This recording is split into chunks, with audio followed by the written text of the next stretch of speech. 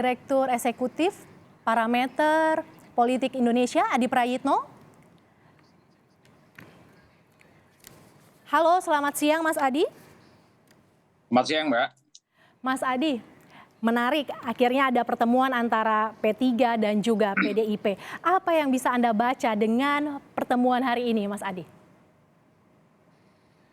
Ya, pertama tentu yang paling mungkin mereka bicarakan adalah bagaimana mematangkan langkah koalisi ke depan. Karena ini pertama kalinya kedua partai ini bertemu, terutama setelah P3 ikut serta mengumumkan Ganjar Pranowo sebagai kandidat capres yang diusung oleh PDIP. Jadi pasti yang mereka bicarakan itu ke depan, kira-kira langkah politik strategis seperti apa yang akan mereka lakukan, tentu untuk memenangkan pertarungan politik ya secara tuntas. Yang kedua tentu saja kita juga tidak bisa menutup mata, maka yang dibicarakan adalah tentang kira-kira siapa nama cawapres yang paling available, paling diterima oleh semua partai untuk bisa mendampingi Ganjar Pranowo di Pilpres. Karena begitu banyak nama-nama yang disonding, begitu banyak nama-nama yang dianggap punya kapasitas dan kompetensi yang punya potensi untuk bisa mendongkrak elektabilitas Ganjar di 2024 nantinya. Jadi itulah yang paling mungkin dibicarakan oleh dua partai ini, Mbak.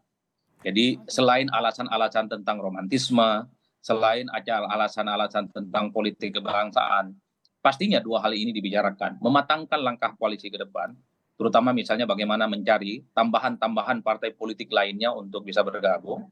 Yang kedua tentu saja yang tidak kalah krusialnya adalah mencari kira-kira siapa cawapres yang secara definitif bisa mendampingi Ganjar yang bisa mendongkrak elektabilitas dan memungkinkan memenangkan pertarungan di 2024. Karena begitu banyak nama-nama yang bermunculan. Ada Mahfud MD, ada Sandiaga Uno, ada Erick Thohir, ada Ridwan Kamil, ada Hovifah, dan seterusnya, dan seterusnya. Tentu di antara sekian begitu banyak nama-nama yang tentu kedua partai ini perlu bertemu untuk menyamakan satu kepentingan politik, untuk menyamakan common platform, kira-kira siapa nama cawapres yang paling memungkinkan bisa menambah kekurangan Ganjar Pranowo dan bisa memastikan memenangkan politik di 2024. Saya kira dua itu saja poinnya yang paling krusial dan yang paling penting ya.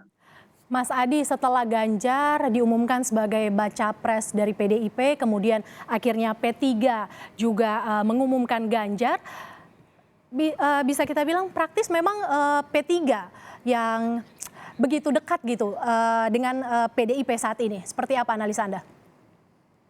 Ya, P3 memang sejak awal menaruh hati dan cukup dekat dengan Ganjar Pranowo.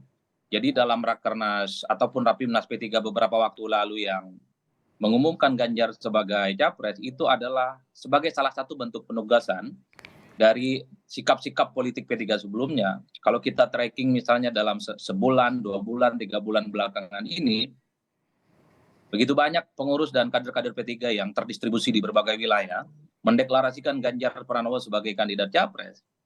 Jadi tidak mengherankan kalau kemudian 3 hari lalu P3 meresmikan sikap dan dukungan politiknya untuk mendukung Ganjar. Itu adalah replika politik dari kader, dari konstituen, dan basis-basis pemilih P3 yang memang sejak awal terlihat menginginkan Ganjar Pranowo diusung sebagai kandidat capres.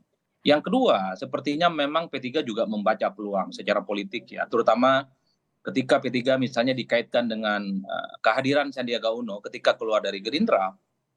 Dalam konteks itulah kemudian ada harapan yang paling mungkin bisa ditangkap oleh P3. Ketika Ganjar sebagai capres, maka sangat mungkin nanti